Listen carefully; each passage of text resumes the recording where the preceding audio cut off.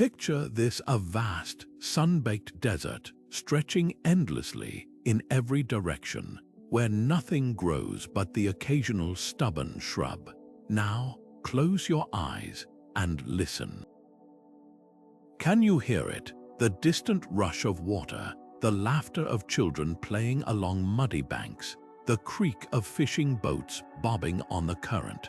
1,000 years ago, this was a thriving river valley, pulsing with life, trade, and the dreams of an entire civilization.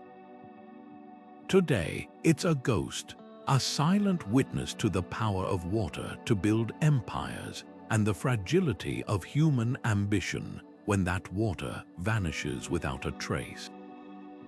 This is the paradox of rivers. They give life, and then sometimes they take it away. Across the globe, from the shifting sands of Mesopotamia to the cracked earth of the American Southwest, ancient rivers once cradled humanity's greatest achievements. They watered crops, carried goods, and inspired gods. Then, whether by climate, catastrophe, or human hands, they disappeared, leaving behind only whispers in the soil. The Indus River, the lifeblood of a civilization that rivaled Egypt and Mesopotamia, now flows weakly, its once great cities buried.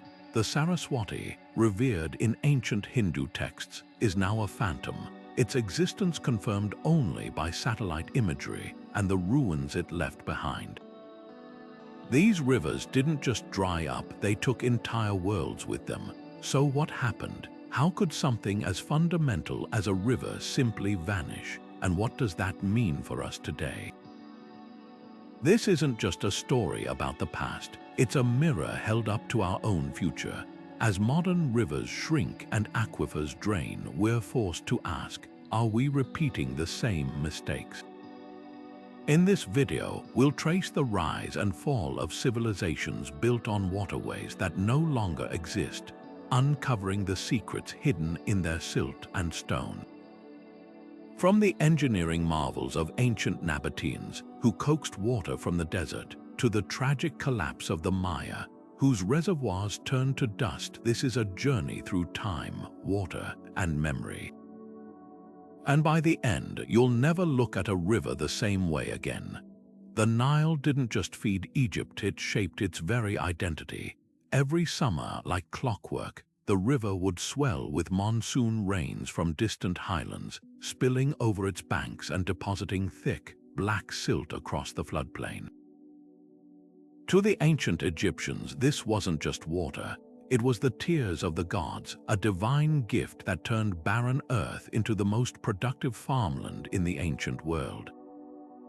Without that predictable flood, there would be no pyramids, no temples at Luxor, no hieroglyphs telling stories of pharaohs and eternity.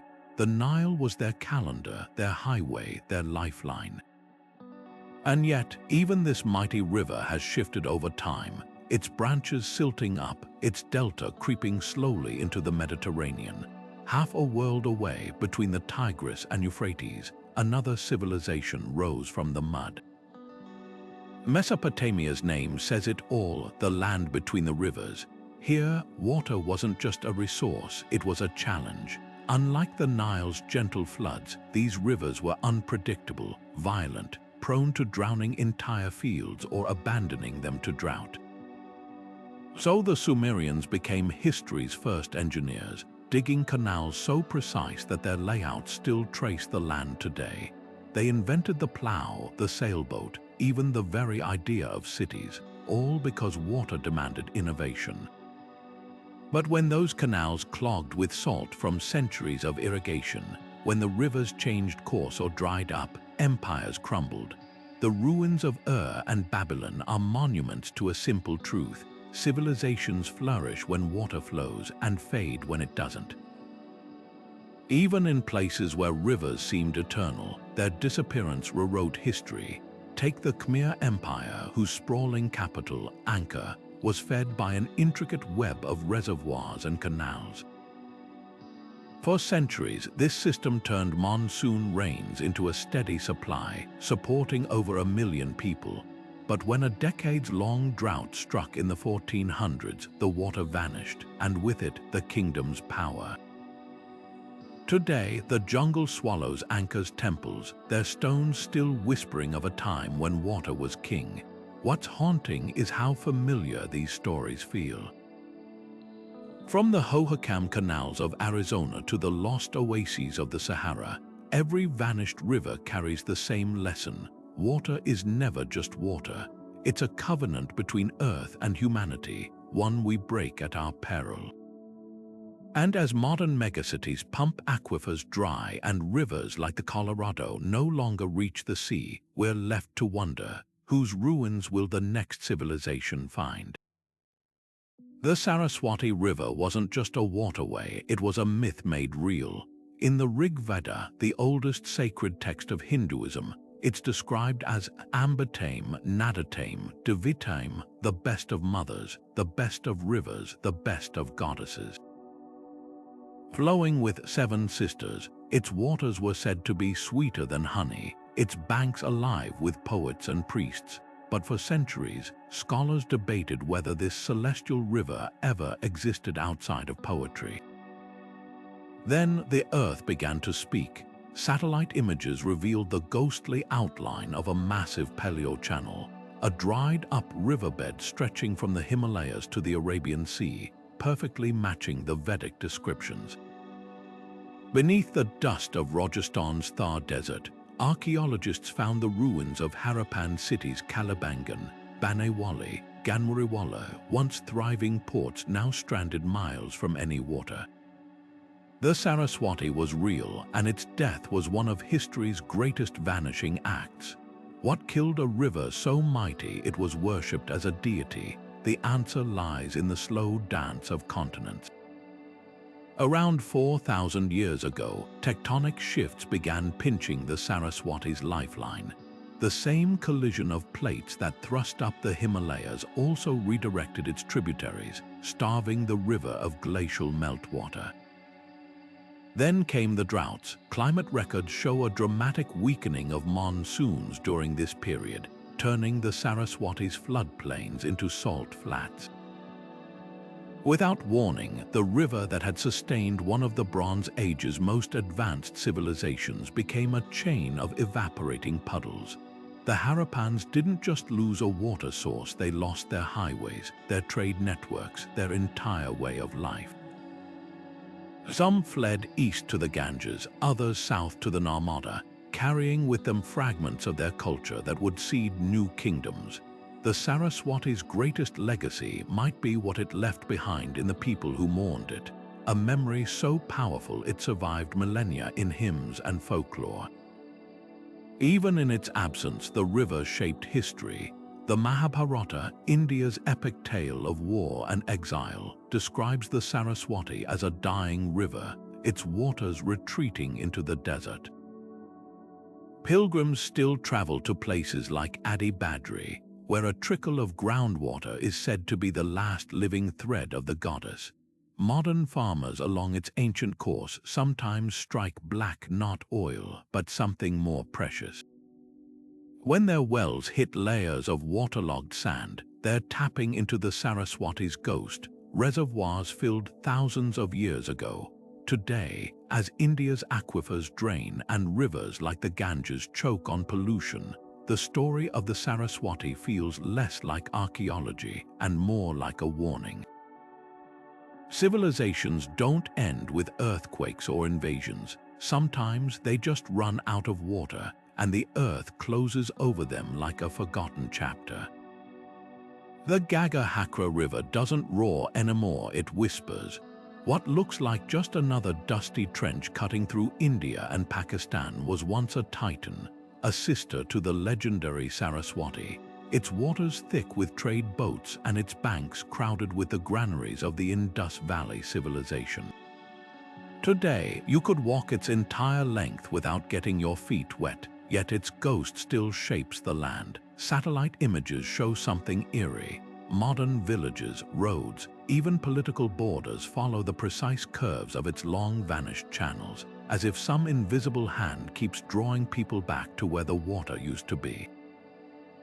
This wasn't just a river, it was a lifeline. At its peak, the Gagahakra fed hundreds of settlements, from bustling ports like Rakhigarhi to smaller farming towns whose wheat and barley fed thousands. Unlike the mighty Indus, which could be unpredictable and violent, the Gagahakra was steady, its gentle floods perfect for the earliest irrigation systems. But then, around 3,900 years ago, something went wrong. Archaeologists digging through its dry bed find layers of silt suddenly interrupted by sand, a telltale sign of water starving to a trickle. Potsherds and tools scatter in the strata just above, left behind by people who likely didn't realize they were witnessing the end of an era. The river didn't die alone. As the Gagahakra shrank, so did the cities it sustained. The great metropolis of Mohenjo-Daro, far downstream, clung on longer, but trade routes frayed. Without water to move goods, the intricate networks connecting mines, farms, and workshops collapsed. Some scholars argue the Harappans didn't so much fall as scatter, adapting to smaller, localized water sources. But adaptation has limits. In the ruins of Kalibangan, fire-blackened grains and hastily abandoned houses hint at a crueler truth. When the water vanishes, so does stability. What's haunting is how ordinary the catastrophe was. No invading armies, no volcanic eruptions, just a slow-motion unraveling. Tectonic shifts may have stolen the Gagahakra's Himalayan tributaries, redirecting them toward the Ganges. Monsoons weakened, turning seasonal floods into memory. And then, the final blow, centuries of intensive farming salted the earth, a mistake we're still making today in places like California's Central Valley. The river didn't just dry up, it was murdered by 1,000 tiny cuts. Yet the Gagahakra's legacy lingers in unexpected ways. Farmers along its ancient course still dig wells where the water table is mysteriously high, unknowingly tapping into buried channels. In Rajasthan, rituals honor dead rivers, their songs echoing the Rigveda's laments for the Saraswati. And perhaps most eerily, climate models suggest the river's old headwaters in the Himalayas are now swelling again, not with water, but with glacial melt from a warming planet. The Gagahakra won't return, but its story is far from over. It's a reminder that rivers don't just shape civilizations, they outlive them, their bones still whispering to those who know how to listen. The Oxus River doesn't just flow, it hides. Known today as the Amu Darya, this serpent of Central Asia once carved a glittering path through the heart of the ancient world, its waters quenching the thirst of empires. The Greeks called it the Oxus, a name that echoed in the halls of Persepolis and the courts of Alexander the Great. To the people of Bactria and Khwarezm, it was more than a river. It was the pulse of their world, turning arid plains into lush gardens and fueling cities like Ghana-Depere, where turquoise-studded palaces rose from the desert. But now, those palaces sit stranded in the Karakum, their foundations cracked by thirst, their glory days remembered only in fragments of pottery and gold. What happened to the Oxus is a story of two betrayals, one by nature, the other by human hands. For centuries, the river's course wobbled like a drunken scribe's pen, its glacial meltwater from the Pamirs shifting unpredictably. One year, it might flood a valley, depositing rich silt. The next, it could abandon a kingdom entirely. The ruins of ancient forts along its old channels tell the tale, walls built, then rebuilt, as communities scrambled to chase the water. But the real tragedy began in the 20th century, when Soviet engineers arrived with blueprints and bulldozers, determined to turn the deserts of Uzbekistan and Turkmenistan into cotton fields. They siphoned the Oxus into a maze of canals, bleeding it dry before it could reach the Aral Sea. The river that had survived earthquakes and invasions was no match for concrete and quotas. The consequences were catastrophic. Ghana-Depere, once a jewel of the Bronze Age, became an island in a sea of sand. The fish that fed millions vanished, and the Aral Sea, once the fourth largest lake on Earth, shriveled into a toxic puddle. Yet the Oxus's ghosts linger. Nomads in Turkmenistan still whisper about underground rivers, secret channels where the water hides. Satellite images reveal the outlines of ancient farms beneath the dust, their irrigation ditches perfectly preserved, as if waiting for the river's return. And in a cruel twist of irony, the same Soviet canals that strangled the Oxus now choke on salt, their fields poisoned by decades of overuse.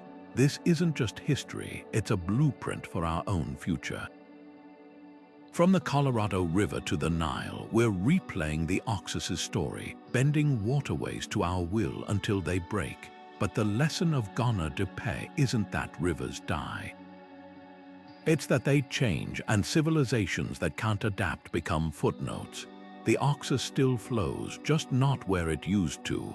Its waters now feed distant cotton farms, while its past lies buried in the desert, a warning written in sand and ruins.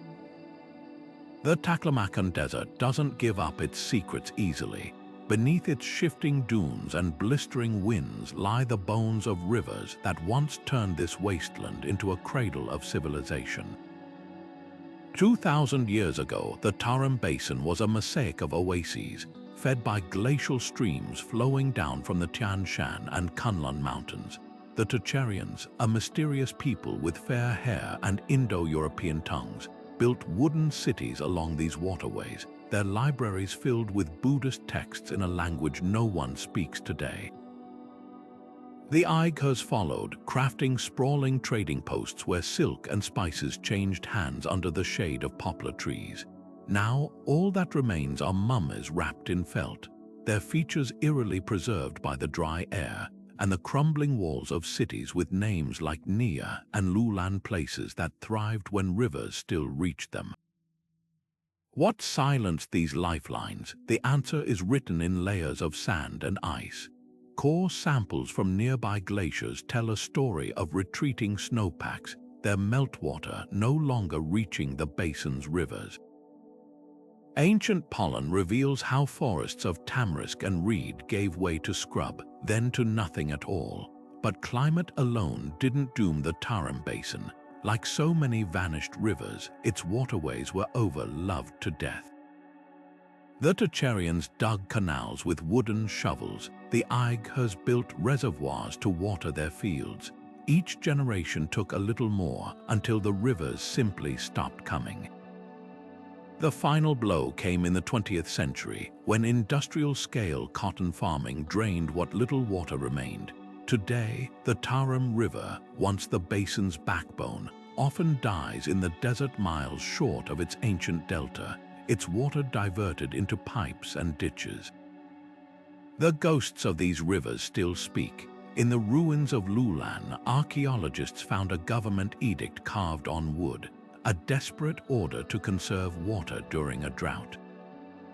At Nia, sandstorms have exposed orchards frozen in time, their apricot trees still standing root-deep in dust. Most haunting are the mummies, like the so-called beauty of Lulan, her high cheekbones and auburn hair suggesting she once drank from rivers that no longer exist. These weren't just people, they were mirrors of us, making the same calculations we do today. When their wells ran dry, they dug deeper. When their crops failed, they planted more.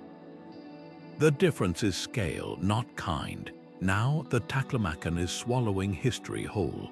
Satellite images show dunes encroaching on ruins that survived for millennia. The few rivers still reaching the desert are laced with pesticides, their waters too toxic even for the hardiest poplars. Yet in this bleak landscape, there's a glimmer of reckoning. China's Great Green Wall project aims to push back the desert with artificial forests, though critics argue it's fighting symptoms, not causes. Meanwhile, the mummies watch from their glass museum cases, silent witnesses to a truth as old as civilization. Rivers can outlast kingdoms, but only if we let them. The Taram Basin's lesson isn't just about loss, it's about the choices we make while there's still time to choose. The Jordan River doesn't just flow through land, it flows through time. For thousands of years, its waters have been a sacred thread stitching together stories of prophets, pilgrims, and kingdoms. This is the river where John the Baptist is said to have anointed Jesus, where ancient Israelites crossed into the Promised Land, and where armies clashed over its life-giving current. But today, if you stand on its banks near Jericho, you might not even recognize it. What was once a wide, rushing torrent is now a sluggish trickle in places, its waters choked with sewage and agricultural runoff. The Jordan, a symbol of spiritual renewal for millions, has become one of the most endangered rivers on Earth, and its struggle is a warning written in water. The river's decline is a story of competing thirsts. Three nations, Israel, Jordan, and Syria, draw from its waters like straws in a shared cup, each claiming a right to its flow. The Jordan River's headwaters in the Golan Heights are siphoned into pipes before they can even gather strength. The Sea of Galilee, its natural reservoir, is so overpumped that its surface sometimes dips below the red line, the level at which irreversible ecological damage begins. By the time the Jordan reaches the Dead Sea, it's a ghost of itself, carrying less than 1/10 of its historic volume. The consequences are staggering. The Dead Sea, with no replenishment, is vanishing at a rate of over 3 feet per year, leaving behind gaping sinkholes and abandoned resorts.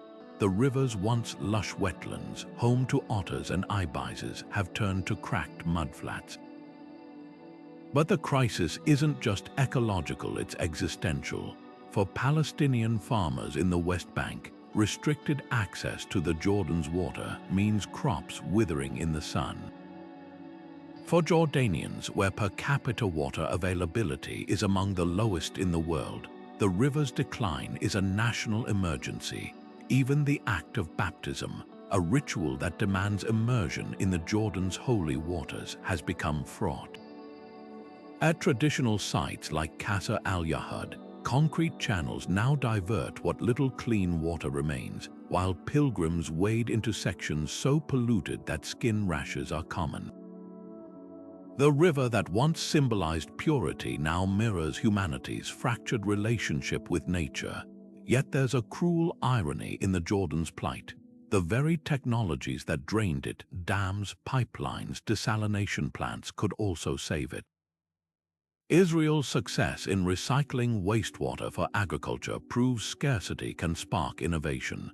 Regional projects like a proposed Red Sea-Dead Sea Canal hint at uneasy cooperation between old enemies. And in quiet corners of the valley, conservationists are reviving ancient water practices, from Byzantine-era cisterns to terraced farms that slow erosion. The Jordan's lesson isn't just about loss, it's about the choices we make when resources run thin. Sacred rivers don't die from neglect, they die from division. And if a river that unites 3 faiths can't bring people together, what hope do we have for the rest of our planet's waterways? The Jordan still whispers to those who listen. In the call to prayer echoing over its waters at dusk, in the rustle of reeds where herons cling to the last healthy stretches, even in the heated debates of diplomats arguing over quotas. It's a reminder that rivers are more than water. They're memory, identity, and a mirror of our priorities. The Jordan's fate won't be decided by engineers or politicians alone, but by everyone who sees its reflection and asks, what kind of ancestors will we be? The Colorado River doesn't just carve rock, it carves history. This is the river that sculpted the Grand Canyon over millions of years, its currents grinding through stone like a slow, patient artist. It's the river that turned the deserts of the American Southwest into farmland, its waters diverted into canals so precise they're visible from space. And it's the river that, for the first time in recorded history, no longer consistently reaches the sea. The Colorado's delta, once a lush maze of wetlands teeming with jaguars and giant cottonwoods, is now a cracked wasteland where the river's last drops vanish into the sand. This isn't just drought, it's a modern-day unraveling of an ancient pact between water and civilization. The story of the Colorado's decline reads like a slow-motion tragedy. 7 states and 2 countries depend on its flow, their laws and lifelines tangled in a web of century-old agreements. The Hoover Dam, a marvel of engineering when it rose in the 1930s, now stands as a symbol of both human ingenuity and hubris. Its reservoir, Lake Mead, has sunk to record lows, exposing ghost towns and abandoned fishing docks like scars. Meanwhile, fields in Arizona and California grow alfalfa, a thirsty crop often shipped overseas using water siphoned from the very river that can no longer sustain itself. The math is brutal. The Colorado's legal allocations promise more water than actually flows in an average year, a discrepancy climate change is making worse with every scorching summer. But the true cost isn't measured in acre-feet or megawatts. It's etched into the lives of the people who have depended on the river longest. The Cocopah tribe, whose name means people of the river, have fished the Colorado's delta for thousands of years. Now their boats sit stranded on dry land, their traditions fraying as the water disappears. Downstream in Mexico, the Cocopah people face a similar crisis, their ancestral fishing grounds reduced to dust. Even the river's non-human residents are vanishing. The humpback chub, a fish found nowhere else on Earth, clings to existence in a few remnant stretches of wild water. The California condor, reintroduced to the Grand Canyon with great fanfare, now faces dwindling water sources in a landscape growing hotter and drier. Yet the Colorado's story isn't just one of loss, it's a test case for the future. In 2024, after years of negotiations, Arizona, Nevada, and California agreed to unprecedented cuts in their water usage, a fragile truce in the West's water wars. Scientists are experimenting with pulse flows, releasing controlled surges of water to mimic natural floods and revive patches of the delta. In places like the Yampa River, a tributary, removing small dams has restored stretches of habitat, proving that even damaged rivers can heal if given the chance. The question isn't whether the Colorado will survive, it's what kind of existence awaits it. Will it become a managed utility, its every drop allocated and measured, or can it reclaim some of its wildness? The answer will echo far beyond the Grand Canyon. From the Nile to the Yangtze, the world's great rivers face the same pressures: too many demands, too little water, and a climate that's rewriting the rules. The Colorado's lesson is clear: rivers don't belong to us, we belong to them, and their fate is ours to decide before the next great civilization becomes another footnote in the silt. The Aral Sea didn't just shrink, it unraveled. Imagine standing on the shore of what was once the 4th largest lake on Earth, watching fishing boats bob on waves that stretched to the horizon. Now fast forward 50 years, those same boats sit rusting in a desert of salt and sand, their hulls cracked by the sun, their anchors gripping nothing but dust. This wasn't a slow retreat, it was a collapse, a vanishing act so swift it left scientists stunned. By the 1960s, Soviet engineers had turned the Aral Sea's lifelines, the Amu Darya and Sadarya rivers, into a labyrinth of irrigation canals, siphoning their waters to transform Central Asia's deserts into cotton fields. The gamble worked for a while. Uzbekistan became a global cotton powerhouse, but the cost was catastrophic. The sea, deprived of its rivers, began to evaporate like a puddle in the sun. What happened next was ecological chaos. As the water receded, it left behind a toxic legacy. Decades of pesticide runoff from cotton farms had settled into the seabed. When the wind whipped across the exposed salt flats, it carried clouds of poison into nearby towns where respiratory illnesses and cancers soared. The fishing town of Moynak, once a bustling port, found itself stranded 60 miles from the nearest water. Its cannery, built to process thousands of tons of fish each year, became a museum of absence, its conveyor belts frozen in time. The Aral's native fish, 28 species in all, vanished, their gills unable to survive the rising salinity. Even the climate changed. Without the sea's moderating influence, winters turned harsher, summers hotter, and dust storms more violent. Yet the most haunting lesson of the Aral Sea isn't just about loss, it's about unintended consequences. The cotton boom that drained the sea also poisoned its own success. As the water disappeared, the soil grew saltier, forcing farmers to use even more water to flush out the minerals. A vicious cycle took hold: more canals, more cotton, less sea. By the 1980s, the Aral had split into 2 smaller lakes, then 4, then fragments too small to name. Satellite images from this period show a shocking transformation, a blue splotch on the map dissolving into tan, like a bruise fading into skin. But here's the twist: the Aral Sea isn't entirely gone. In the early 2000s, Kazakhstan built a dam to save the northernmost remnant, the so-called Little Aral. Against all odds, it worked. Water levels rose, fish returned, and a flicker of life came back to the delta. The healing is fragile, dependent on political will and the whim of glaciers, but it proves something vital: rivers and the seas they feed have a memory. Given even a sliver of a chance, they can begin to rewrite their own stories. The tragedy of the Aral Sea isn't just a warning, it's a mirror. From California's Central Valley to India's Punjab, we're repeating the same mistakes, trading water for short-term gain.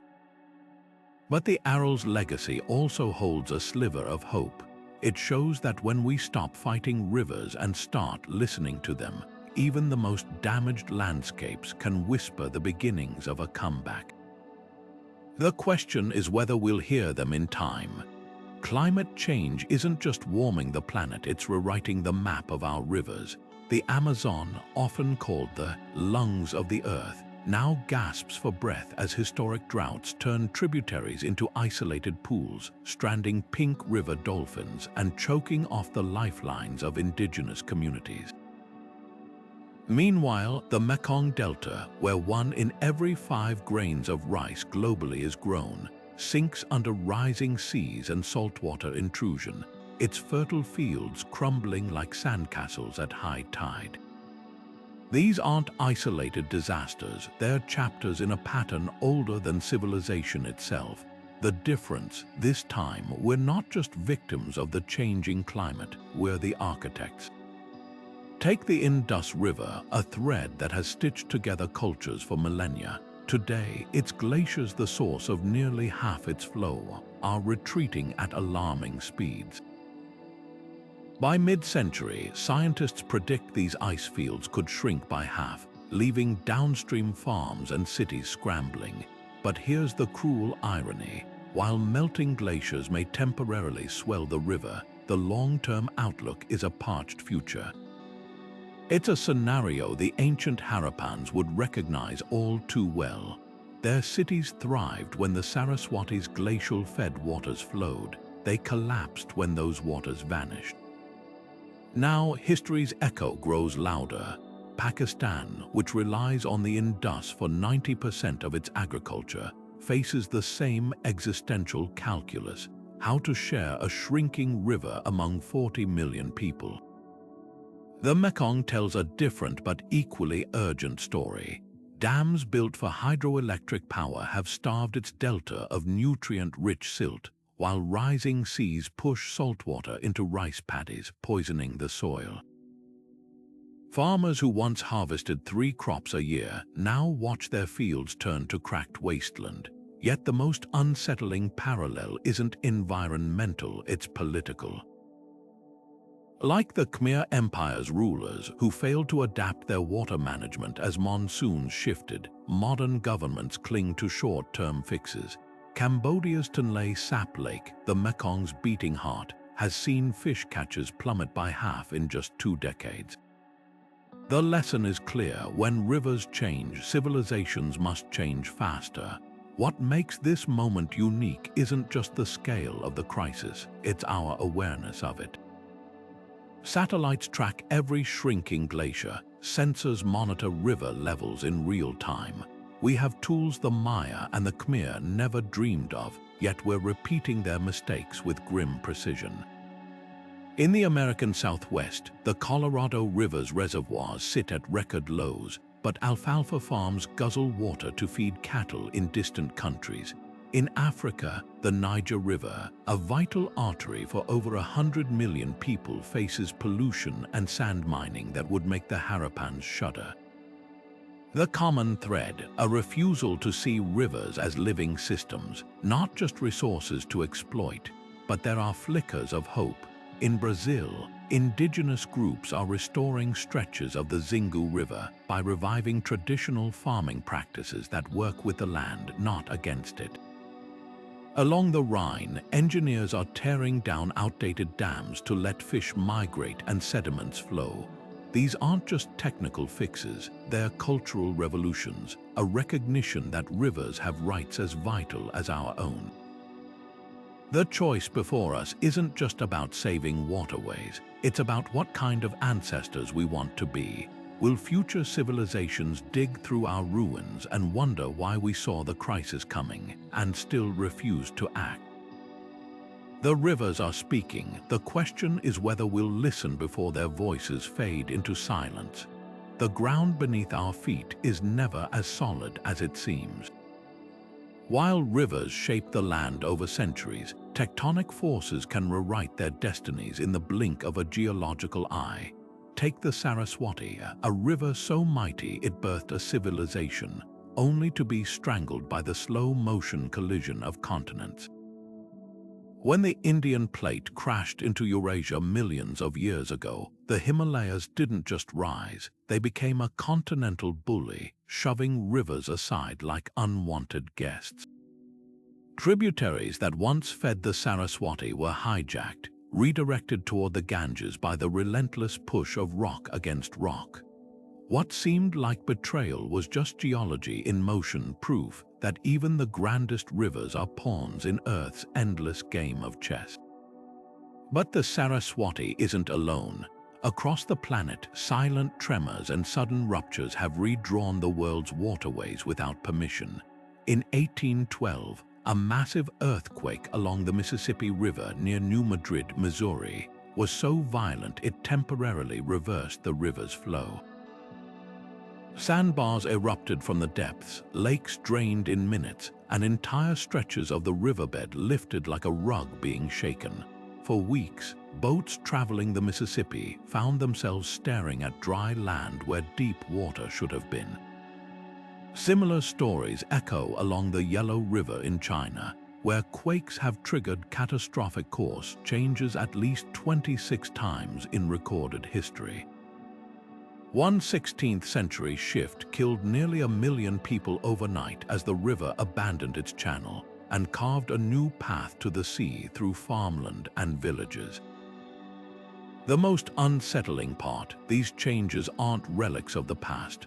Right now, beneath the jungles of South America, the Amazon basin is tilting ever so slightly eastward as the Andes continue their relentless climb. Satellite measurements show the river's tributaries responding in real time, their courses bending like compass needles pointing toward the shifting landscape. Meanwhile, in Alaska, the Copper River is being slowly strangled by glacial uplift, a phenomenon where land rises like bread dough after the weight of ice melts away.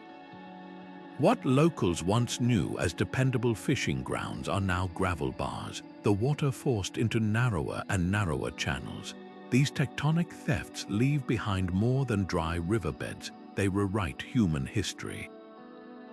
When an earthquake in 365 CE rerouted the Alpheus River in Greece, it buried the ancient Olympic sanctuary of Olympia under 18 feet of silt, erasing a cultural landmark for over 1,000 years. In modern-day Pakistan, the Rann of Kutch, now a salt desert, was once a thriving estuary until tectonic uplift dammed its rivers, turning a maritime hub into a wasteland. The pattern is clear. Civilizations flourish where water flows and collapse when the ground itself decides to move the faucet. Yet there's a strange beauty in this geological unpredictability. The same forces that steal rivers also create new ones. After the 2015 Nepal earthquake, Himalayan springs gushed to life in places where no water had flowed for generations. In Iceland, volcanic rifts birth entirely new rivers before scientists' eyes, their steaming waters carving fresh paths through black sand. Even the Saraswati's stolen tributaries didn't vanish. They became the Yamuna and Sutlej, lifelines for millions today. The earth doesn't destroy, it redistributes, reminding us that rivers are never truly lost, just waiting for the next tectonic card to be dealt. Perhaps that's the ultimate lesson written in these shifting stones. We build our cities and sow our fields as if the ground beneath us is permanent, but the planet has other plans. The Saraswati's fate whispers a warning across millennia. Water follows gravity, not human ambition. As climate change melts glaciers and alters rainfall, as dams strain under sediment and quakes loom along fault lines, we do well to remember, we're not just fighting for rivers. We're negotiating with the very bones of the earth. The first irrigation canals weren't just ditches, they were declarations of war against nature. In Mesopotamia, 6,000 years ago, farmers didn't wait for the Tigris and Euphrates to flood. They dug, diverting water to fields with mathematical precision. The result, wheat yields so abundant they fueled the world's first cities. But beneath that success lurked a silent killer, salt. Every gallon of water pulled from the rivers carried dissolved minerals, and as it evaporated under the relentless sun, those minerals stayed behind, poisoning the soil season after season. By 2200 BCE, cuneiform tablets recorded the crisis fields that once fed thousands now grew only stunted barley, then nothing at all. The Sumerians didn't just lose crops, they lost their place as the region's breadbasket, their empire crumbling under the weight of its own ingenuity. Fast forward to the modern era, and the tools have changed, but the trade-offs remain eerily familiar. Consider the Atatürk Dam in Turkey, a colossus of concrete that tames the Euphrates, providing electricity and irrigation for millions.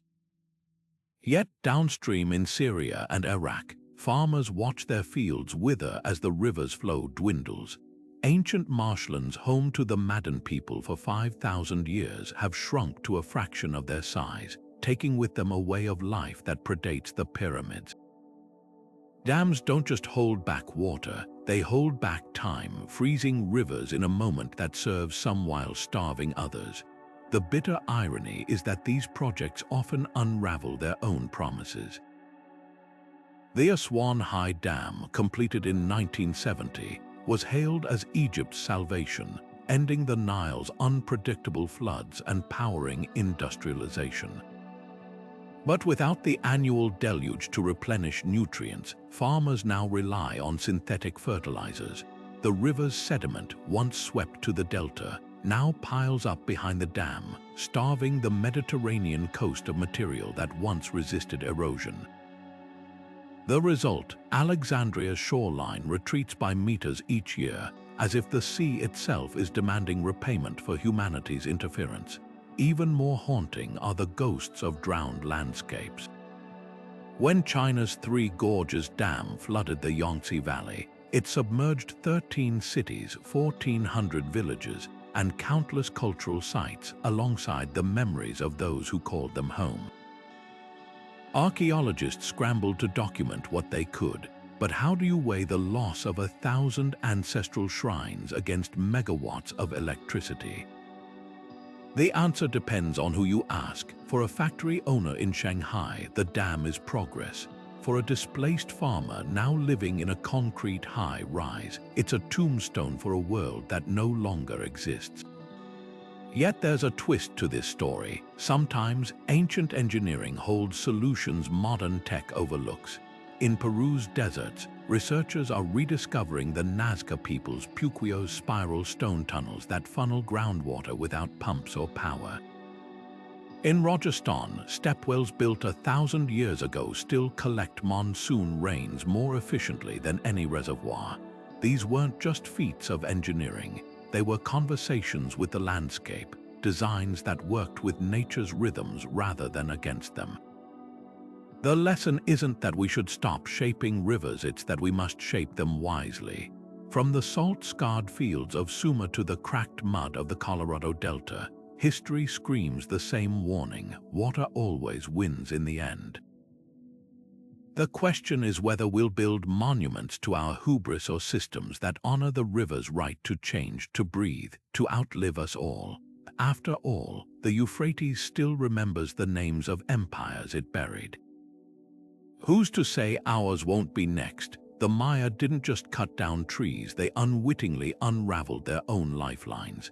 In the jungles of Mesoamerica, where pyramids once pierced the canopy, scientists have uncovered a grim pattern: layers of soil stripped bare, followed by layers of drought. The Maya were master engineers, diverting rivers to feed their cities, but they failed to grasp the invisible threads binding forest to water. Every tree they felled to build Tikal's temples or fuel lime production for plaster was a stitch pulled from nature's safety net.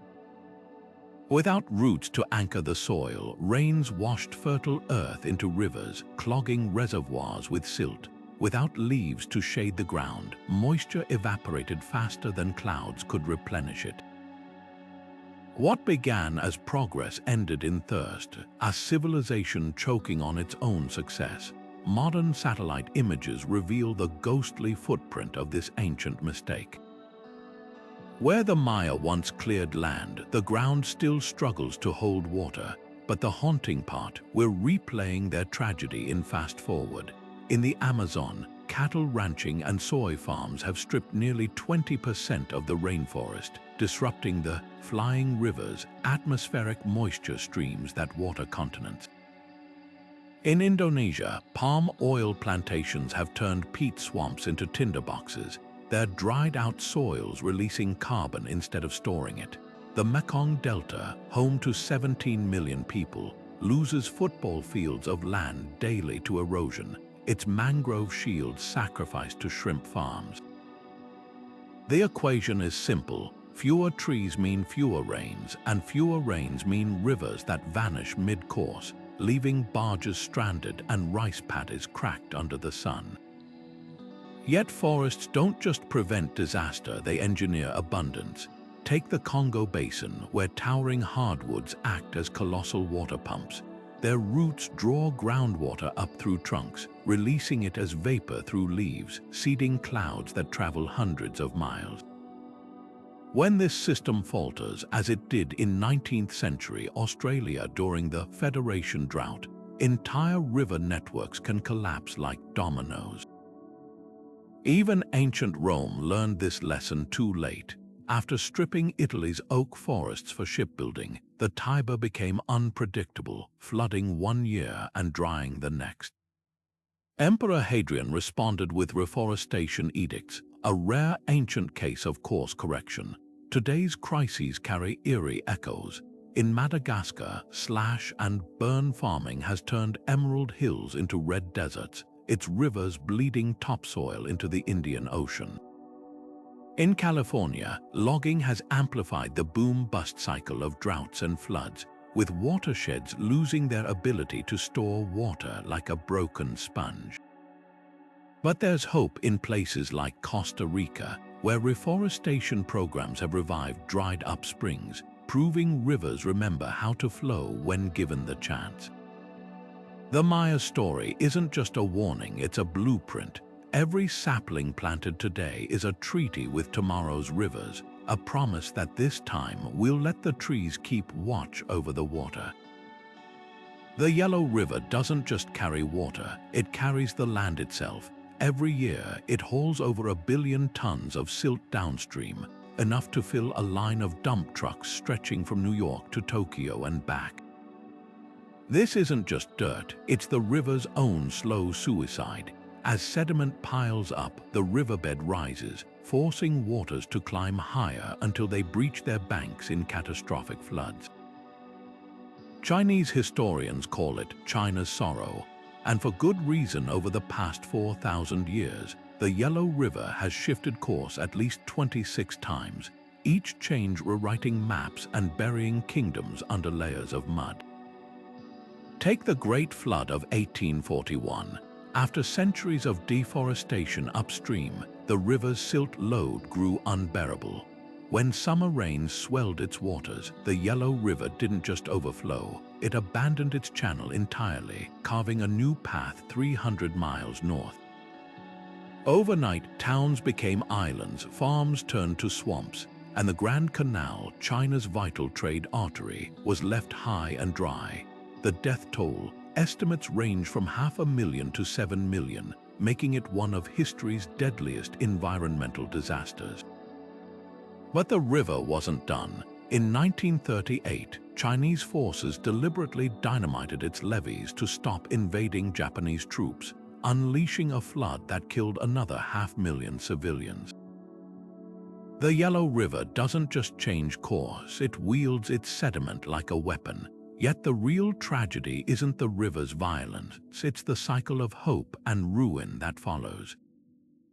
After each flood, farmers return to the newly fertilized silt, planting crops in soil so rich it seems like a blessing. Dynasties from the Han to the King built elaborate systems of dikes and spillways, each generation convinced they could outsmart the river. But sediment always wins. By the 1990s, stretches of the Yellow River ran 20 meters above the surrounding plains, held in place by ever higher levees that turned the river into a suspended aqueduct. When engineers finally dredged the worst sections, they removed enough silt to fill the Great Pyramid of Giza 12 times over, and still, the river keeps bringing more. This isn't just China's story. The Mississippi River, America's own sediment giant, once shifted its delta every 1,000 years, building new land as old marshes sank. But after centuries of levees and dams, the river is now straitjacketed, its mud funneled off the continental shelf into deep water where it can't replenish the coast. The result, Louisiana loses a football field of wetlands every 100 minutes, and cities like New Orleans sit defenseless against hurricanes. Even the Nile, whose annual floods once delivered black gold to pharaohs, now dumps 98% of its silt behind the Aswan Dam, starving the delta of nutrients while the Mediterranean eats away at its edges. The lesson written in all this mud is counterintuitive. Rivers aren't meant to be stable. They're living systems that breathe through floods, shift with seasons, and rebuild their own landscapes. When we try to freeze them in place, we're fighting not just water, but time itself. The Yellow River's silt is a record of that struggle, layer upon layer of drowned villages, broken dikes, and stubborn crops, all waiting for the next flood to wipe the slate clean. Maybe the question isn't how to control these rivers, but how to let them go. Legends don't just tell stories, they remember what the land forgets. In the Australian outback, Aboriginal songlines trace paths across the desert that seem nonsensical until you realize they're following the contours of rivers that dried up 12,000 years ago. These aren't just melodies, they're living maps encoding the locations of waterholes that vanished when the last ice age ended. When modern hydrologists compared these songs with satellite surveys of ancient river channels, the match was uncanny, a proof that oral traditions can outlast even the mightiest waterways. Halfway around the world, the Klamath tribe of the Pacific Northwest tells of a time when their river was stolen. According to elders, the trickster god Coyote once dammed the Klamath with boulders to punish greedy salmon fishermen, diverting its flow until the people repented. For centuries, this was dismissed as mere folklore until geologists found evidence of a massive landslide near the river's headwaters around 1,000 years ago. The dates lined up perfectly with a period of cultural upheaval in Klamath settlements downstream. What scientists reconstructed through sediment cores, the tribe had preserved in stories passed down for 30 generations. Sometimes these memories hide in plain sight. In the heart of London, street names like Strand and Fleet Street hint at what lies beneath the pavement. The Strand once ran along the Thames northern shore, while the Fleet River, now a sewer, was so vital to medieval London that its name became slang for hustle and bustle. Even the word spring, in place names like Clerkenwell, often marks where buried rivers still bubble up during heavy rains. Cities are palimpsests, their geography rewritten but never fully erased. Ancient maps offer another glimpse into this watery memory.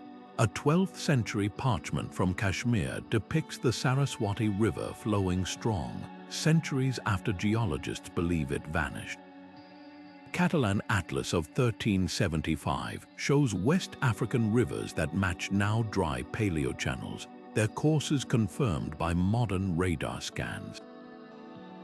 These aren't mistakes, they're echoes of knowledge too persistent to fade. When Spanish conquistadors asked Maya elders about the ruins of Tikal, they were told tales of a great drought that forced their ancestors to abandon the city, a detail later confirmed by lakebed sediment cores showing catastrophic aridity around 900 CE. The most poignant examples come from cultures that refuse to let their rivers die, even on paper. In the Andes, Quechua communities still include the Mayu, a mythical underground counterpart to every living river, in their rituals. Navajo sand paintings depict the San Juan River's ancestral path before dams reshaped it. These traditions aren't nostalgia, they're resistance, a refusal to let engineering erase what the land still knows. Today, scientists are learning to read these cultural clues like Braille. In Brazil, researchers used Munduruku tribal songs to locate ancient Amazonian river routes hidden by rainforest. In Egypt, Herodotus' 2,000-year-old description of a Nile distributary helped archaeologists pinpoint the lost harbor of Heracleion beneath the Mediterranean. Every discovery blurs the line between myth and history, revealing how deeply rivers etch themselves into human memory. The lesson is clear: when a river vanishes, it leaves more than a dry bed, it leaves a hole in the stories that shape us. From the Dreamtime sagas of Australia to the Viking poems that describe the now dry, illiviga rivers of Iceland, these narratives are more than folklore. They're early warning systems written not in data but in the collective imagination. As modern rivers like the Colorado and Indus falter, we do well to listen, not just to the scientists measuring their decline, but to the elders who still remember how to hear the land when it speaks. Archaeologists don't just dig, they listen. Beneath layers of dust and time, the earth hums with clues about rivers long gone, and modern science has given us the tools to translate that whisper. Take satellite imagery, for instance. What looks like barren desert to the naked eye might reveal ghostly scars under infrared ancient riverbeds glowing like faint tattoos on the landscape. These paleochannels, invisible from the ground, become obvious from space, tracing paths where water once carved its way through rock and soil. In Rajasthan's Thar Desert, this technique uncovered the Saraswati's lost tributaries, proving a river dismissed as myth once watered an entire civilization. But satellites only tell part of the story. To really understand vanished rivers, scientists turn to sediment cores, long tubes of earth pulled from dry lakebeds or floodplains, each layer a time capsule. In Mesopotamia, cores reveal sudden shifts from fertile silt to sterile salt, marking the moment irrigation turned the land against itself. In China's Yellow River Basin, layers of flood-deposited sand alternate with burned city debris, recording dynasties drowned by their own attempts to control the water. These cores are like reading a river's diary, page by page, in mud and minerals. Then there's LiDAR, a laser mapping technology that strips away vegetation to expose the ground's hidden contours.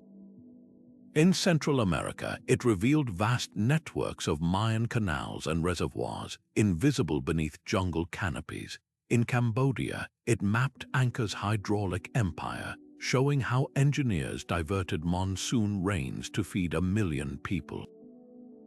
LiDAR doesn't just find rivers, it finds the fingerprints of those who tried to harness the Nile, has outlasted pharaohs and empires, its waters carving history into the desert for over 30 million years. But today, this ancient river faces threats unlike any in its past, not from invading armies or shifting sands, but from the slow squeeze of climate change and the concrete grip of modern engineering. The Grand Ethiopian Renaissance Dam, rising like a colossus on the Blue Nile, has become the focal point of a high-stakes water war. When completed, it will be Africa's largest hydroelectric project, capable of holding back 74 billion cubic meters of water, enough to fill the entire Nile's annual flow into Egypt for nearly 2 years. For Ethiopia, it's a beacon of progress, promising electricity for 60 million people. For Egypt, where 95% of the population clings to the Nile's narrow ribbon of green, it's an existential gamble. What makes this crisis unique isn't just politics, it's the river's own fragility. The Nile has always been a trickle by continental standards, carrying just 2% of the Amazon's volume. Its lifeblood comes from two tenuous sources: the Blue Nile's monsoon-driven floods from Ethiopia's highlands, and the White Nile's steady but modest flow from Lake Victoria. Climate models predict disaster on both fronts. Rising temperatures could evaporate up to 70% of the Nile Basin's rainfall before it ever reaches the river, while erratic monsoons may turn the Blue Nile's floods from predictable blessings into destructive surges. Lake Victoria itself, the world's second-largest freshwater lake, is shrinking at an alarming rate, its shores receding by meters each year as droughts intensify. The river's delta tells an even grimmer story. Home to 40 million people and 30% of Egypt's agricultural land, this fertile triangle is sinking under a perfect storm of threats.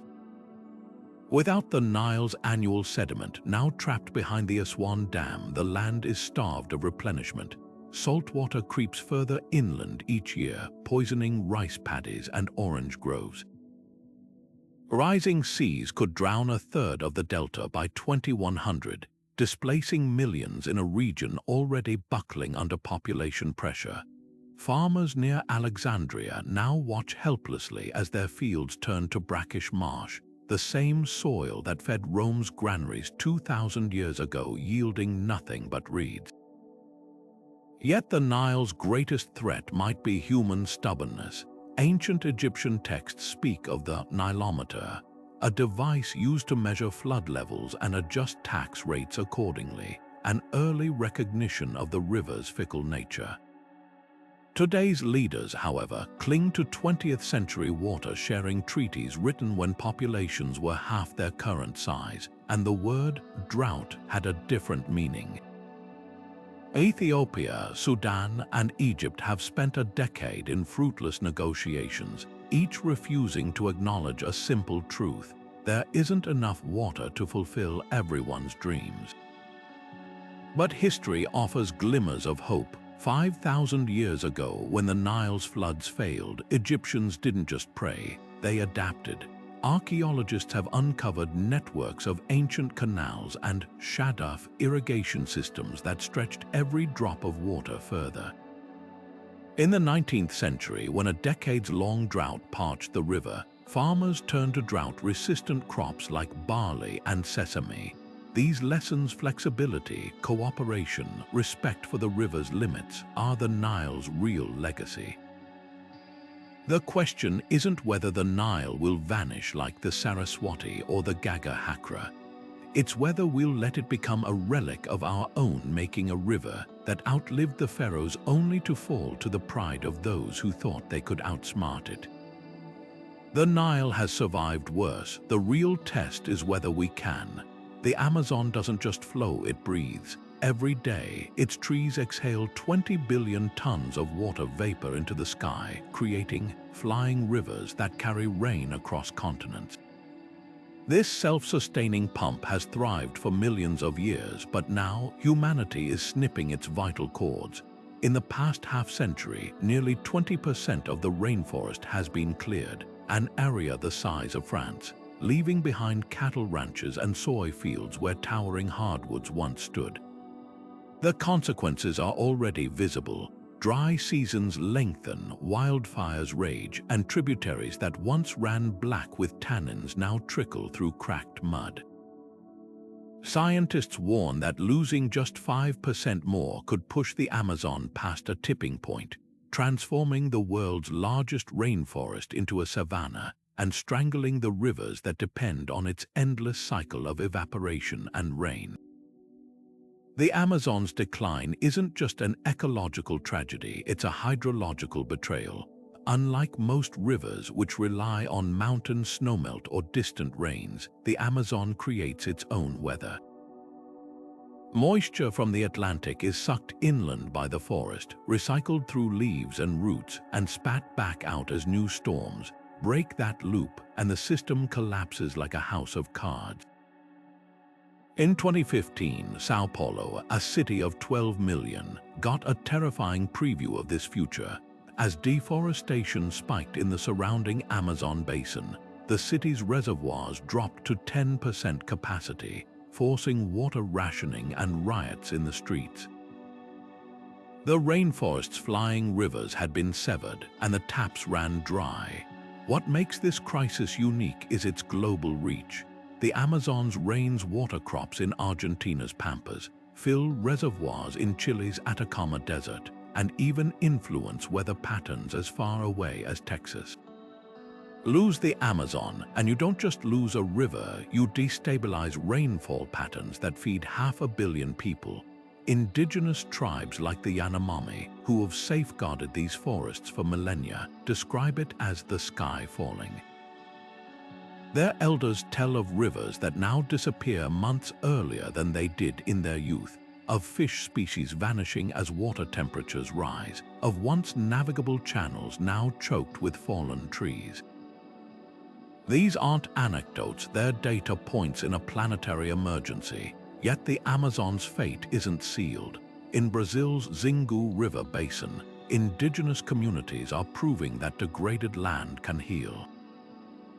By replanting native trees along riverbanks, they've resurrected springs that had vanished for decades. Satellite data shows these restored corridors now cool local temperatures by up to 5 degrees Celsius, creating microclimates where rains return. Even industrial farmers are taking note, with some adopting agroforestry techniques that weave crops between standing trees, mimicking the forest's natural water retention. The lesson is clear: rivers remember how to flow when given the chance. The question isn't whether the Amazon can recover, it's whether we'll act before the costs become unbearable. From the barges stranded in drying tributaries to the wildfires that now burn year-round, the warning signs are everywhere.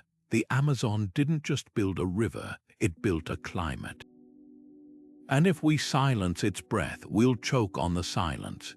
The ancient city of Petra didn't just rise from the desert, it defied it. Nestled in the cliffs of southern Jordan, this once thriving metropolis of the Nabateans flourished where no river flowed, where rainfall was scarcer than a handful of dust. Their secret, a mastery of water so precise it borders on alchemy. While Rome built aqueducts and Egypt relied on the Nile's floods, the Nabateans carved channels into solid rock, funneling every drop of seasonal rain into underground cisterns that could sustain 50,000 people through years of drought. They didn't just survive, they turned water scarcity into an empire. But when earthquakes shattered their hydraulic systems in the 4th century, Petra became a ghost town, its reservoirs left to gather sand instead of rain. The lesson couldn't be clearer. Even the most brilliant water systems are only as resilient as the societies that maintain them. Compare Petra's fate to the Khmer Empire's triumph at Angkor. Their sprawling network of reservoirs and canals transformed monsoon downpours into a steady water supply, supporting one of the pre-industrial world's largest cities. But when climate shifts brought extended droughts in the 1400s, the system collapsed under its own complexity. Modern satellite imagery reveals the tragic irony. Their elaborate canals, designed to manage water, became vectors of erosion as dry soils crumbled without tree roots to anchor them. The Khmer didn't fail because they lacked engineering skill. They failed because they couldn't adapt when the rules of the game changed. Today's water crises echo these ancient patterns with unnerving precision. California's Central Valley, America's breadbasket, now sinks by inches each year as aquifers drained for almond orchards collapse like deflated balloons. Like the Sumerians who salted their fields through over-irrigation, we're sacrificing long-term fertility for short-term harvests. Meanwhile, the Netherlands, a nation built on land wrested from the sea, employs floating farms and sponge parks to work with water rather than against it, much like the ancient Balinese who still use their 1,000-year-old Subak irrigation system, a UNESCO-recognized model of sustainability. The most urgent lesson from the past isn't about technology, it's about mindset. The Maya viewed water as sacred, the Egyptians as cyclical, the Nabateans as treasure to be hoarded. Modern policy treats it as a commodity, pumping ancient groundwater faster than rainfall can replenish it. Australia's Murray-Darling Basin Plan shows a glimmer of change, allocating water shares to ecosystems themselves, recognizing that rivers have inherent rights beyond human utility. It's a concept the Klamath tribes of Oregon understood for millennia. Their recent victory in dam removals restores salmon runs by letting the river flow as it once did. Perhaps the starkest warning comes from the ghost rivers beneath our feet. London's lost fleet, Delhi's buried Sahibai, Seoul's resurrected Chungyecheon, all testify to humanity's habit of burying problems rather than solving them. But in Singapore, where rainfall is captured on every rooftop and wastewater is purified into drinking quality NE water, we see Petra's ingenuity reborn for the climate era. The choice before us isn't between growth and sustainability, but between learning from history or becoming its next cautionary tale. Water built civilizations before ours, and it will outlast them too, with or without us. The real question is whether we'll be remembered as stewards or as architects of our own undoing. Our reservoirs left to gather dust like the Nabatean cisterns under the Jordanian sun. The Aral Sea's partial comeback proves something remarkable. Rivers and lakes we thought were gone forever can sometimes be coaxed back to life. In the early 2000s, Kazakhstan took a radical step. They built a dam to corral what little remained of the northern Aral, cutting it off from the vast, poisoned wasteland to the south. Almost immediately, the water began to rise. Fish returned, carried on currents that hadn't flowed in decades. Fishermen in Aralsk, a port town left stranded 40 miles from the shore, watched in disbelief as the sea crept closer year by year until their boats could finally float again in 2017. It wasn't a full recovery. The southern Aral remains a desert of rusted shipwrecks, but it was enough to spark a global conversation. If we can revive a sea as damaged as the Aral, what other lost waters might be waiting for a second chance? The answer lies in the delicate balance between human ambition and nature's resilience. Take South Korea's Cheonggyecheon River, buried under concrete and highways for decades until Seoul's mayor made a bold decision in 2005. Crews dismantled 6 lanes of elevated freeway to uncover the river beneath, restoring 11 miles of urban waterway in the heart of a megacity. Today, kingfishers dive where traffic once snarled, and the cooled microclimate lowers summer temperatures by nearly 4 degrees Celsius. But here's the catch: this wasn't just about removing concrete. Engineers had to reintroduce groundwater pumps and carefully managed runoff systems to mimic the river's natural flow. The lesson: restoration isn't about turning back the clock. It's about creating new equilibriums where both people and rivers can thrive. Not all revival stories need billion-dollar price tags.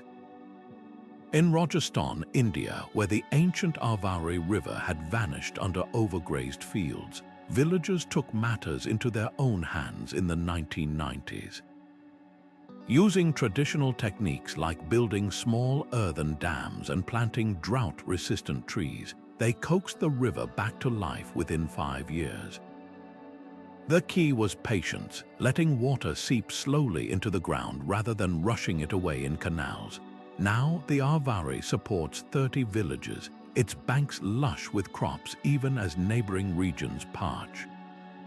This grassroots approach reveals a truth often overlooked sometimes. The most effective tools for healing rivers aren't high-tech, but rediscovered. Yet for every success, there are cautionary tales. China's ambitious South-North Water Transfer project, designed to rescue parched northern cities by diverting the Yangtze, has displaced hundreds of thousands while failing to solve underlying water waste.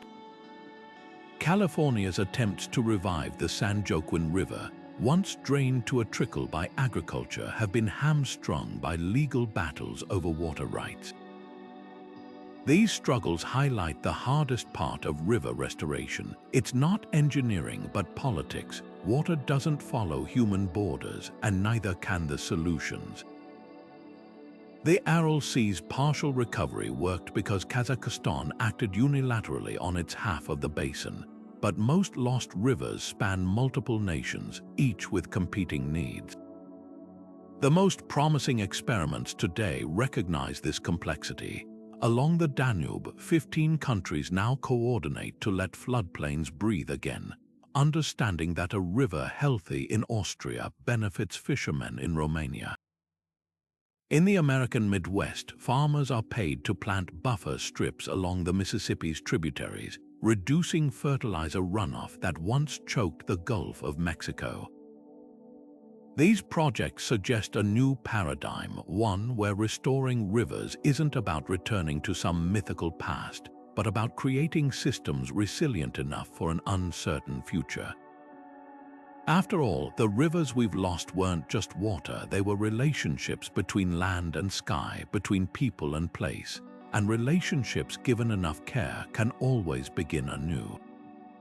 Rivers don't just shape landscapes, they shape the way we think. From the moment early humans settled along their banks, these flowing waters became more than sources of life. They became mirrors reflecting our deepest fears and hopes. In the Epic of Gilgamesh, carved into clay tablets over 4,000 years ago, the hero crosses the waters of death in search of immortality, only to learn that all things, even mighty rivers, must eventually fade. The ancient Greeks saw the same truth in their river god Aeolus, whose flowing beard symbolized the relentless passage of time. Even today, we speak of the river of life without realizing how deeply this metaphor runs in our bones, how it connects us to civilizations that vanished long before the first brick of Babylon was laid. This symbolism isn't accidental. Rivers embody contradictions that haunt the human imagination. They are constant yet ever-changing, powerful yet vulnerable, life-giving yet capable of terrible destruction. The Ganges, worshipped as a goddess in Hinduism, carries both the ashes of the dead and the laughter of children bathing in its shallows. The Jordan River, sacred to three faiths, represents both spiritual rebirth and the geopolitical tensions that divide its waters. When a river disappears, it's not just a hydrological event, it's a rupture in the stories that define us. The lost Saraswati's absence echoes in Hindu rituals to this day, where priests pour offerings into dry riverbeds, as if memory alone could summon water back from the dust. Literature amplifies these echoes. In Toni Morrison's Beloved, the Ohio River symbolizes both freedom and loss, its currents carrying enslaved people toward liberty while swallowing the bodies of those who don't make it. T.S. Eliot's The Dry Salvages paints the Mississippi as a strong brown god, a force that is always waiting, watching.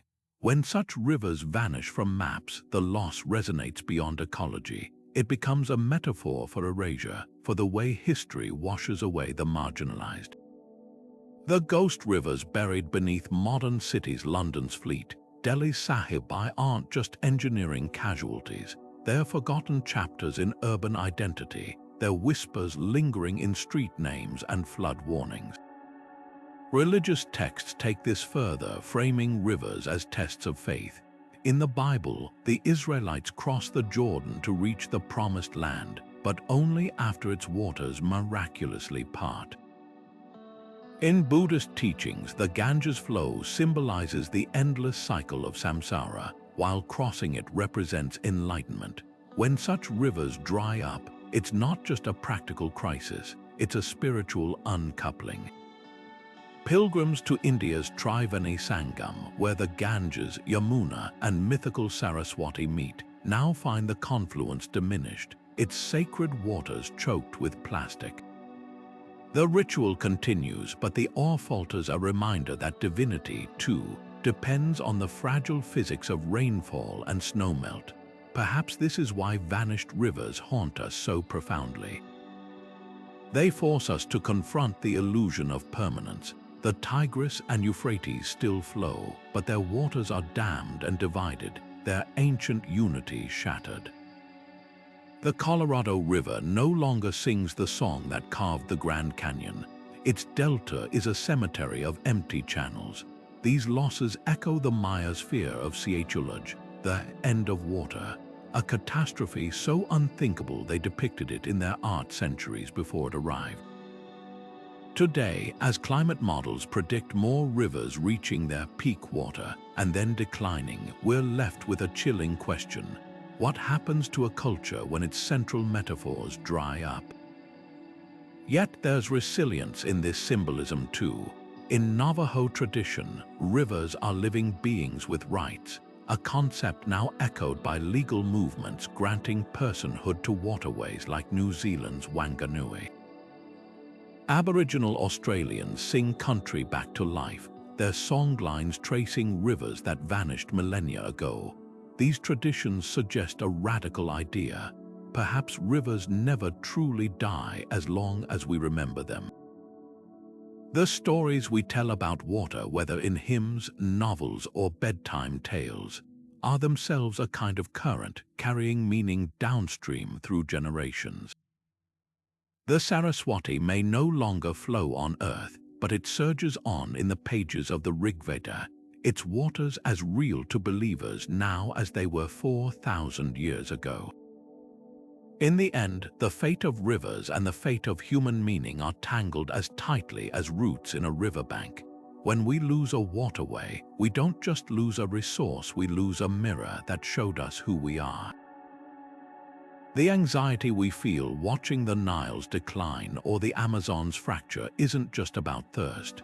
It's about the unspoken fear that if rivers can forget their courses, perhaps we too are more fragile than we dare admit. But the inverse is also true. Every effort to restore a river, from the Aral Sea's tentative comeback to Seoul's uncovered Cheonggyecheon, is an act of defiance against time itself.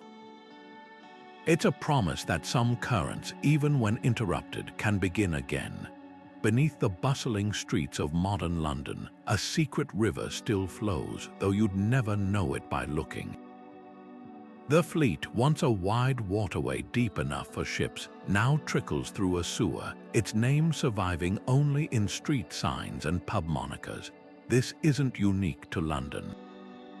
Cities worldwide have spent centuries burying their rivers under concrete, treating them as inconveniences to be hidden rather than lifelines to be celebrated.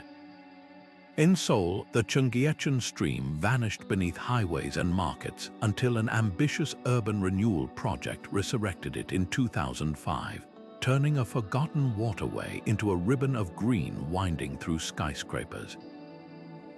But these rediscoveries raise a provocative question. Can we undo the damage, not just as an aesthetic choice, but as an ecological necessity?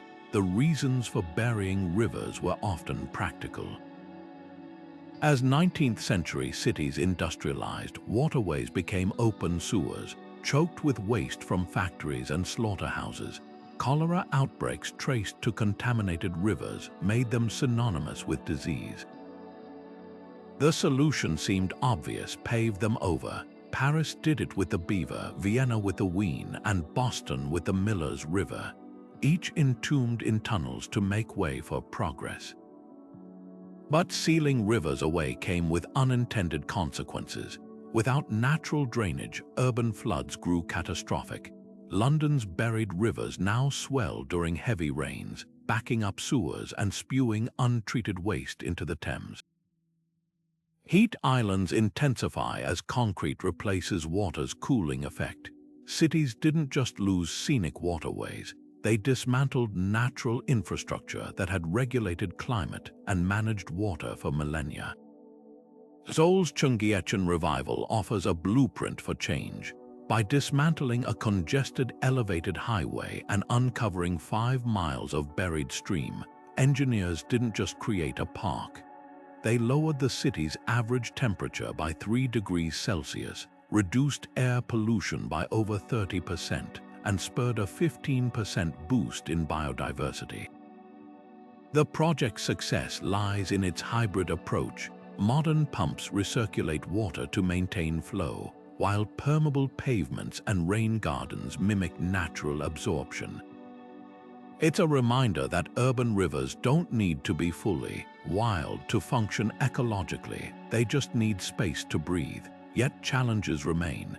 In Los Angeles, plans to daylight the long-buried Los Angeles River face resistance from industries reliant on its concrete flood channels. London's lost rivers, like the Tyburn and Walbrook, now weave through utility tunnels and tube lines, making resurrection logistically daunting. But creative solutions are emerging. Rotterdam's water squares store floodwater in stylish public plazas during storms, blending utility with beauty.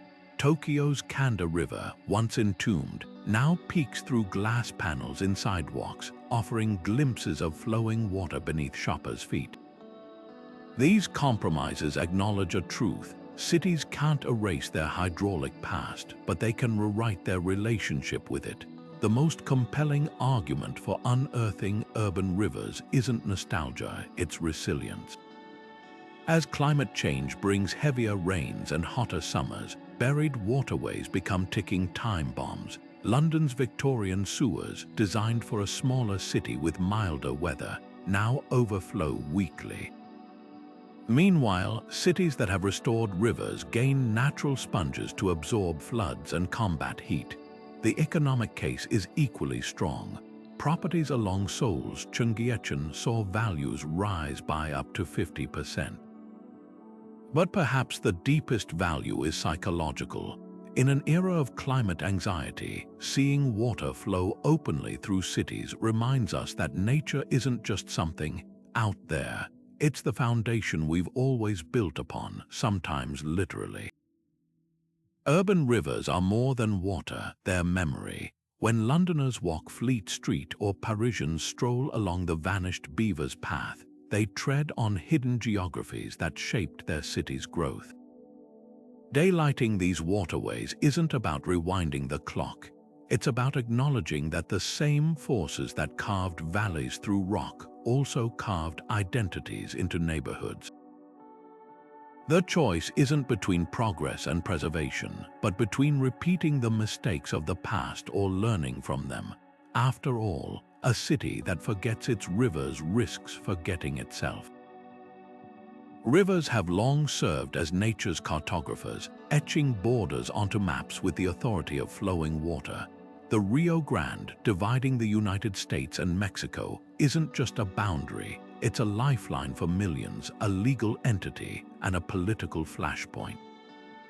But as climate change tightens its grip, the river's flow has dwindled to a whisper in some stretches, leaving stretches of its bed as dry as the surrounding Chihuahuan desert. The consequences aren't just ecological, they're diplomatic. A 19th century treaty allocates the river's waters between the two nations, but it never anticipated a future where the Rio Grande might simply cease to flow. Farmers in Texas and Chihuahua now watch their fields wither under the same sun, while border patrols navigate dusty riverbeds that once marked an impassable divide. The river's decline isn't just reshaping the landscape, it's rewriting the rules of international law. This tension isn't unique to North America.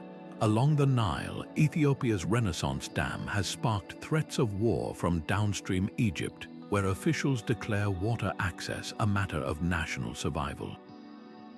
In Central Asia, the vanishing Amu Darya fuels disputes between Uzbekistan and Afghanistan, with Taliban commanders openly weaponizing water shortages. Even in Europe, where the Danube once symbolized unity, drought has exposed submerged World War II explosives and reignited debates over shipping rights. Rivers don't just separate nations, they force them into uneasy collaboration. When the Mekong's waters dropped to historic lows in 2020, China faced backlash from 5 downstream countries for hoarding water behind its upstream dams, a reminder that hydrological changes can ripple into geopolitical storms. The irony is brutal. Borders drawn for permanence are crumbling under the weight of impermanent waters. The Indus Water Treaty, brokered in 1960 to divide the river between India and Pakistan, is now strained by glacial retreat and erratic monsoons.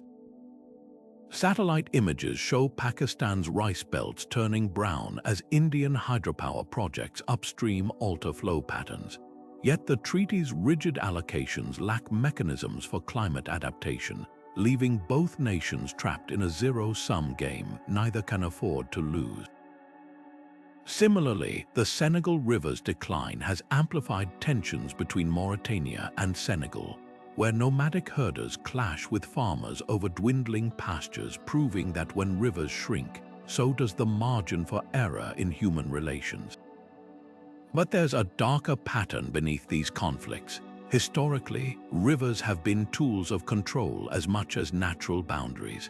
Ancient Rome manipulated the Rhine's course to hinder Germanic tribes. Colonial powers like Britain and France carved African borders along rivers for administrative convenience, ignoring tribal territories.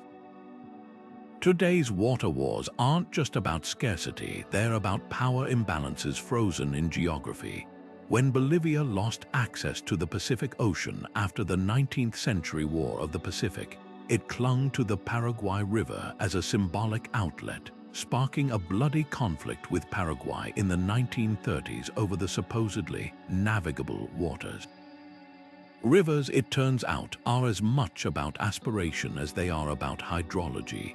Yet hope flows from unlikely places. The Okavango River Basin, shared by Angola, Namibia, and Botswana, has become a rare model of cooperation. Despite differing needs, Botswana's delta ecosystems, Namibia's urban demand, Angola's post-war development, the 3 nations established a joint commission to manage the river sustainably. Even the fractious Nile Basin Initiative, though strained, keeps dialogue alive among 11 countries. These efforts hint at a radical idea. Perhaps vanishing rivers won't just divide us but force us to innovate. After all, the Rio Grande's dry bed isn't just a crisis, it's an invitation to rethink what borders mean in an era where nature no longer respects the lines we've drawn. The next chapter of human history may not be written in ink or stone, but in the shifting currents of rivers we once took for granted. The Ganges doesn't just flow, it carries the hopes of 1 billion people on its back. But by the end of this century, scientists predict its waters could shrink by as much as 40%, leaving behind a skeletal version of the river that birthed civilizations. The culprit, a deadly cocktail of glacial retreat, groundwater overextraction, and shifting monsoons. Up in the Himalayas, the Gangotri Glacier, the Ganges' primary source, is receding at a rate of 30 meters per year, its ancient ice surrendering to rising temperatures. Downstream, the river's lifeline is further strangled by thirsty cities like Delhi and Kanpur, where groundwater pumps hum day and night, draining aquifers faster than rains can replenish them. The Ganges isn't just a river, it's a cultural artery, its waters central to Hindu rituals, funeral rites, and daily survival. What happens when a goddess runs dry? The Indus, meanwhile, faces its own slow-motion crisis. Fed by glaciers in the Karakoram and Hindu Kush ranges, this river sustains Pakistan's entire agricultural economy, yet its flow could drop by 50% by 2100. Satellite data reveals a chilling trend. The region's glaciers are losing 20 billion tons of ice annually, equivalent to filling 10,000 Olympic pools every day. But here's the cruel twist. As the ice vanishes, initial meltwater surges will bring catastrophic floods, followed by decades of scarcity. Pakistan's farmers, who rely on the Indus for 90% of their irrigation, are already caught in this hydrological whiplash, planting crops in flood-scoured fields one year, then watching canals run dry the next. The Indus Water Treaty, which divides the river between India and Pakistan, was written in 1960 for a climate that no longer exists. When legal frameworks collide with geological reality, who gets the last drop? It's not just Asia's rivers at risk. The Colorado River, which waters 40 million people across 7 U.S. states, could lose a third of its flow by mid-century.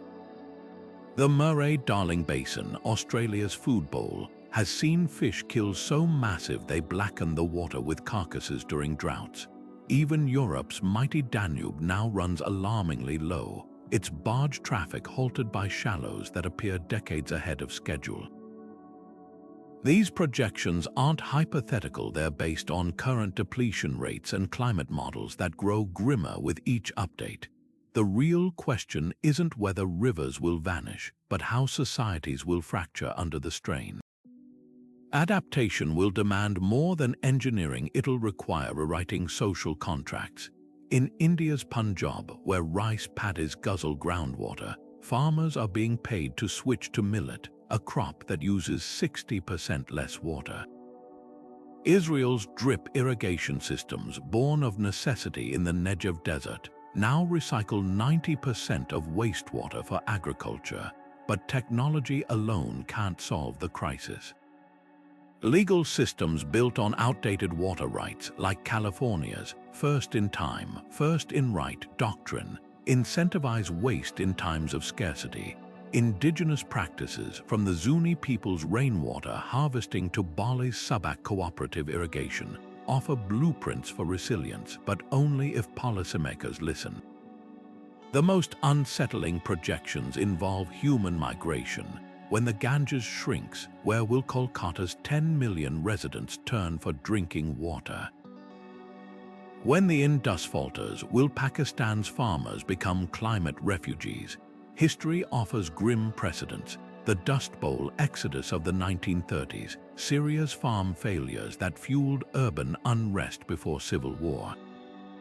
Rivers don't just carry water, they carry stability. Lose them and the dominoes fall fast. Yet there's a paradox in this crisis. The same forces drying rivers could also save them. Solar-powered desalination, once prohibitively expensive, now offers drought-proof water in places like Saudi Arabia's NEOM project. Sponge cities in China absorb floodwaters into parks and permeable pavements, mimicking natural watersheds. Most crucially, glacier loss predictions aren't set in stone. Aggressive climate action could still save 30 to 50% of Himalayan ice. The difference between a manageable shortage and collapse hinges on choices we make today. Rivers have always been clocks measuring the passage of epochs in their silt. Now they're counting down. The Ganges, the Indus, the Colorado. Their names will outlive them, etched into maps long after the water's gone. But the stories we tell about them next won't be elegies. They'll be about the farmers who reinvented drought and agriculture, the engineers who pulled water from thin air, the diplomats who shared a shrinking river rather than waged war over it. Or they'll be about none of those things. The ending isn't written yet. The rivers are still flowing for now. Perhaps you've stood on the banks of a river you once knew as a child, only to find its waters thinner, its currents weaker. Or maybe you've heard stories from grandparents about fishing spots that no longer exist, their stories painting vivid pictures of what's been lost.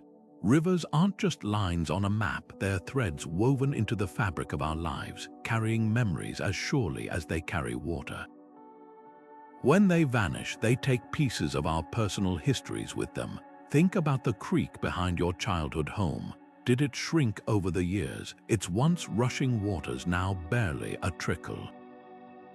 For many, these changes happen so slowly they're almost invisible, until one day, you realize the place you skipped stones as a kid is now a sun-baked gully. In Arizona, residents along the Santa Cruz River share photos from the 1950s, showing a thriving waterway where kids swam and cottonwoods shaded picnic spots. Today, those same stretches are often dry, their flow stolen by groundwater pumping and urban sprawl.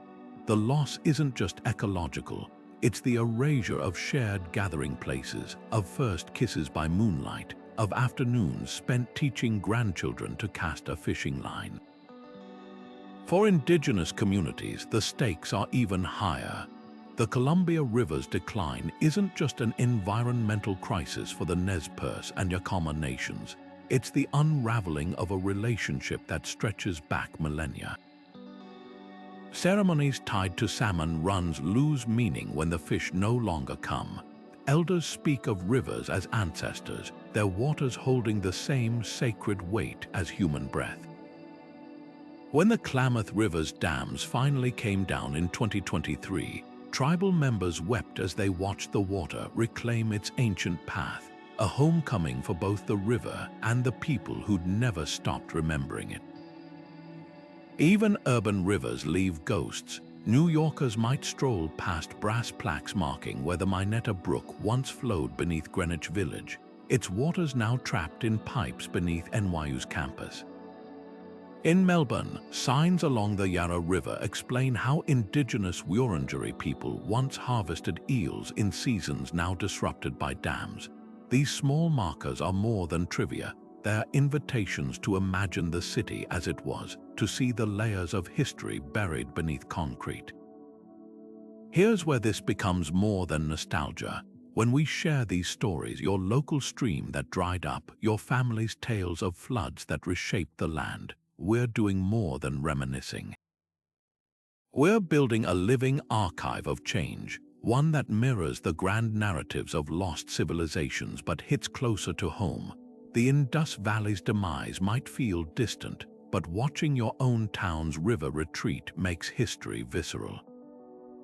It transforms abstract headlines about climate change into something you can point to and say, "See, here's the proof. So tell us what rivers live in your memories but not on today's maps." The answers might surprise you. A farmer in Nebraska remembers when the Platte River ran so wide it took days to cross. Now, irrigation canals siphon its flow. A kayaker in Colorado compares photos of the Arkansas River from 10 years ago. its rapids now tamed by drought. These personal testimonies are the missing link between textbook history and the world outside our windows. They remind us that the Saraswati's story isn't just etched in ancient clay tablets, it's unfolding in our own backyards, one vanishing stream at a time. The most powerful part, this isn't just about loss. Every story of a restored urban creek, a revived wetland, or a dam removal proves that rivers can rebound when given the chance. Your memories might hold the blueprint for what once was and the inspiration for what could be again. After all, the first step to bringing a river back to life is remembering it existed in the first place. The story of vanished rivers isn't just about water. It's about time itself and the fragile dance between human ambition and the forces that quietly erase it. Consider the Saraswati, whose disappearance scattered a civilization, or the Colorado, which no longer remembers the taste of the sea. These rivers didn't just vanish, they left behind echoes, whispers in the soil, gaps in the stories we tell, and warnings etched into the ruins of empires that once thought themselves eternal. What makes these lost waterways so haunting isn't their absence, but what they reveal about us. The Maya built reservoirs to weather droughts, yet their cities still fell when the rains never returned. The Nabateans turned deserts into gardens with their genius for capturing every drop, yet Petra now stands empty, its cisterns filled with sand. Time and again, civilizations rise by bending rivers to their will, only to crumble when those rivers bend back. The lesson isn't that we shouldn't shape water, it's that we must shape it wisely with humility as partners rather than conquerors. Now, as climate change tightens its grip, the past's ghosts grow louder. The glaciers feeding the Ganges and Indus are retreating at alarming speeds. The Amazons, flying rivers, which water continents fray as forests fall. Even the mighty Nile, which outlasted pharaohs and pyramids, now faces a future of scarcity and strife. We stand at a crossroads. Will we repeat the mistakes of vanished civilizations, or will we finally listen to the rivers that still remain? This isn't just history, it's a choice. Every dam we build, every forest we clear, every drop we waste writes another line in a story that could end like the Aral Sea, or begin anew like Seoul's Cheonggyecheon, where a buried river was resurrected into a lifeline. The difference lies in what we value. Will we see rivers as resources to exploit until they're gone, or as living systems with rights of their own? So let's turn the page together. Hit subscribe to join us as we uncover more of Earth's hidden stories, from forgotten trade routes to sunken cities. And drop a comment below which lost river captivates you most, the mythical Saraswati, the ghostly Gagahakra, or perhaps a waterway closer to home, one that lives only in memory now. Your stories might just be the threads that keep these rivers flowing a little longer in the collective imagination. After all, the first step to saving something is remembering it existed at all.